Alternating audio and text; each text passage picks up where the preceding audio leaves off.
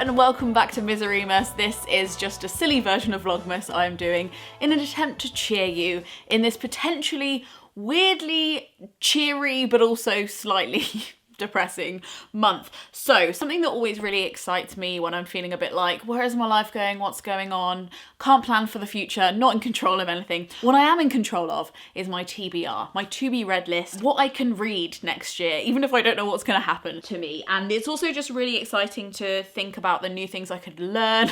What a nerd. But it's exciting to be able to look forward to the parts of my life that I know I will enjoy and that I'll definitely be able to access, hopefully. I've also had this tradition for a few years on my channel where I let my patrons, the people in the Gumption Club who tip me for these free videos, to choose my TBR. That's taken the form of them literally just dictating what I read, which has been really, really good this year and worked out very well for me last year as well. They are very wise. But this year I want to do something a little bit different because I often feel like when I go for reading, I'll like read a book, like a non-fiction book about something I have no idea about. And then when I come away from that book, I know a little bit more. But then I'll move on to something else and I won't like kind of walk around a topic or look at it from different angles or maybe read a fiction and a non-fiction book on it. So I had this idea where I asked the people in the Gumption Club to give me suggestions on themes for books and I would read at least 3 books in each category. So this could be like some poetry themed on that theme. It could be a non-fiction book where I learn about a topic really in-depthly and then also really in-depthly maybe read some more books, Lena. Or maybe I like read some fiction that references the non-fiction so that I understand the fiction more. Do you see what I mean? So I've got loads of suggestions here from the Gumption Club and I'm going to be folding them up in a very astute and democratically aware fashion and popping them in a jar and picking some out. And when I've picked out the topics that I'm going to be reading from, I'm gonna go away, do a little bit of research, come back and tell you what I'm gonna attempt to read next year based on these suggestions.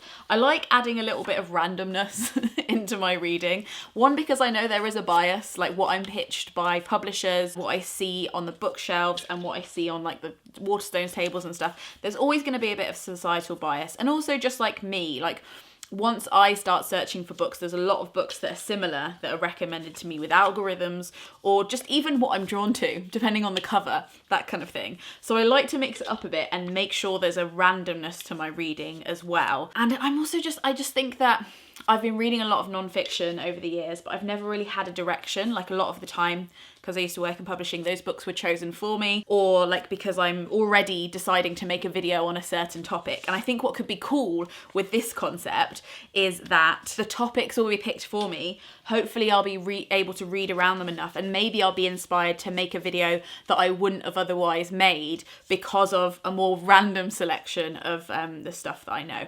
And I think there's this thing, like this phrase that I really like that's like there's the known, so like what you know, and what is to know.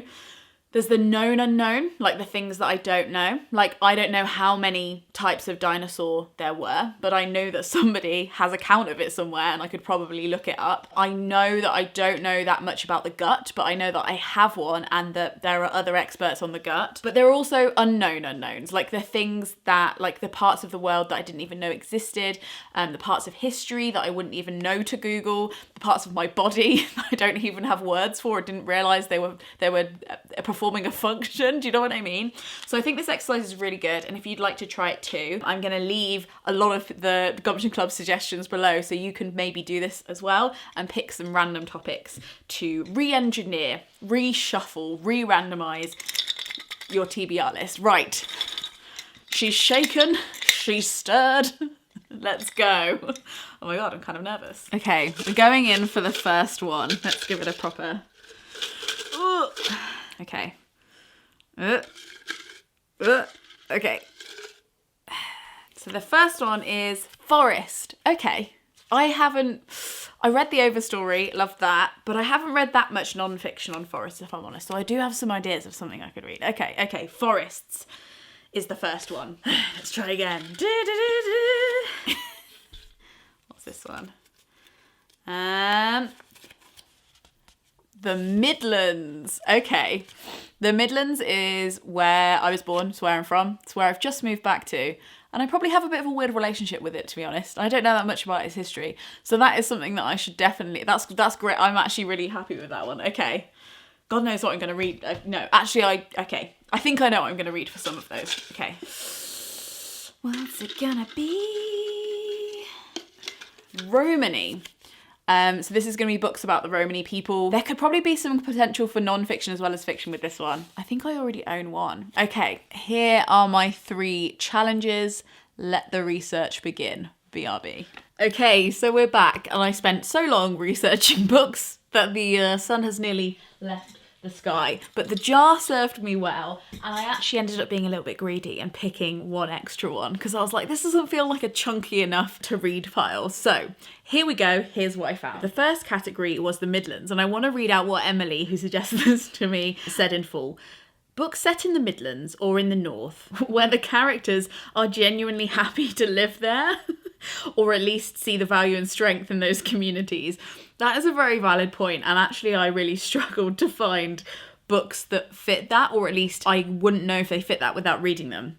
So I just kind of went with a theme of like me wanting to learn about the Midlands and becoming that person who is actually happy to be here and sees the value and strength in it, which I think I kind of am, but I would definitely think that I could strengthen that muscle.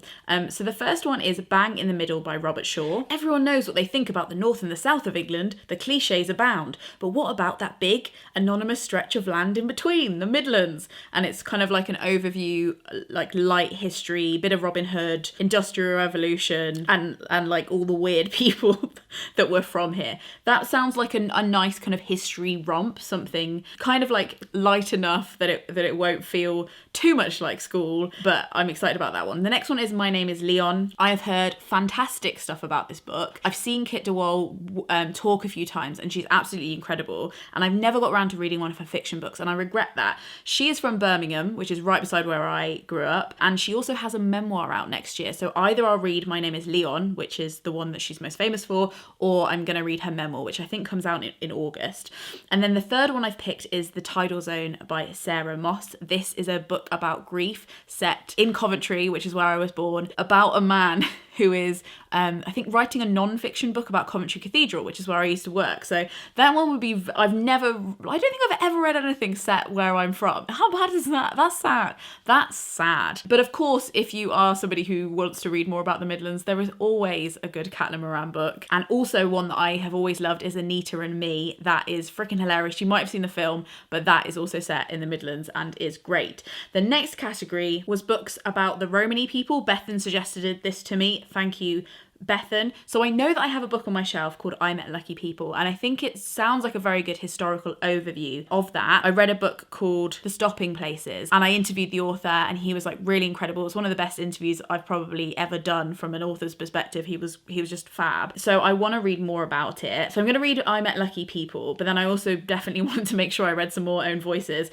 So I'm also going to read The Colour of Smoke, which seems like quite a kind of cornerstone book around this topic, sweeping us into the world of the Roma as fascism gathers force and the Holocaust looms on the horizon. The Colour of Smoke is a thoroughly absorbing story that abounds in unforgettable characters. Sounds really, really interesting. I am in.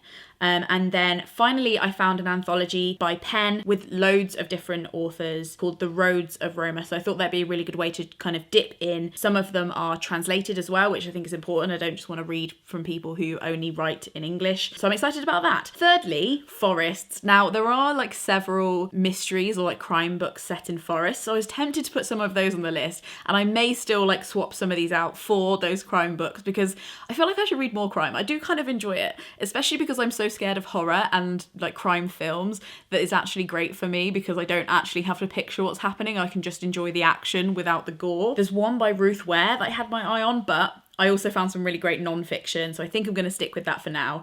One is The Hidden Life of Trees. This is like a seminal tree text that I haven't read, and as a lover of the overstory, I need to fix that. Gossip from the Forest is by Sara Maitland, and I read some of this. I think I read this like maybe 10 years ago. I have next to no recollection of what's in it, but I know that it's a mixture of fiction and non-fiction, and I know that I loved it at the time, and I don't know why I haven't reread it, or that I don't actually recall that much in it. Do you know what I mean? So I think that one is worth revisiting. And then I also found The Man Who Made Things Out of Trees, which is about a man who cuts down one ash tree and sees how many things he can make from it, whilst also talking about the varied uses of trees throughout human history and our changing relationship with them and how we should respect them, etc. So that sounds like a bit of a wild card and quite interesting. And then finally, the last one I pulled from the jar was books by Indigenous authors. I was happy to see this one because I've really need to get round to reading Braiding Sweetgrass, which is what a lot of you have been suggesting that I read, and I need to get around to it. 2022 is the time. The subtitle is Indigenous Wisdom, Scientific Knowledge and the Teaching of Plants. I also want to read this short story collection called This is Paradise, which is apparently a magnificent debut capturing the grit and glory of modern Hawaii from an Indigenous writer, which sounds really interesting. And then finally, because I didn't just want to read Indigenous writers from Australia and the US, because I feel like that's where I've previously read books by Indigenous writers, I wanted to read this book called Amazonia, Indigenous Tales from Brazil. My parents spent a long time living in Brazil. I'd love to read more about Brazil, and I think that it would be really interesting to hear folk tales from there. Something a little bit different from the non-fiction. So that is my big fat list of books that I want to read next year. Ambitious, maybe, but I think we'll get there. I think the books will be changeable. Like if I discover stuff that fits more with the theme or that I'm more interested at the time, I will swap them out. But the themes are going to stay the same. Have you ever given yourself a weird challenge for making a TBR list when you're a bit bored? Let me know. And what are you going to read next year? Tell me. I want to know what you're reading. And especially if you have more suggestions for my topics, that would be really great for me. Thank you so much for watching. If you haven't caught up on all of the Merrimas videos, they are here. You can subscribe if you'd like to find yourself here again. It is a good time, I promise. And I'm going to see you tomorrow.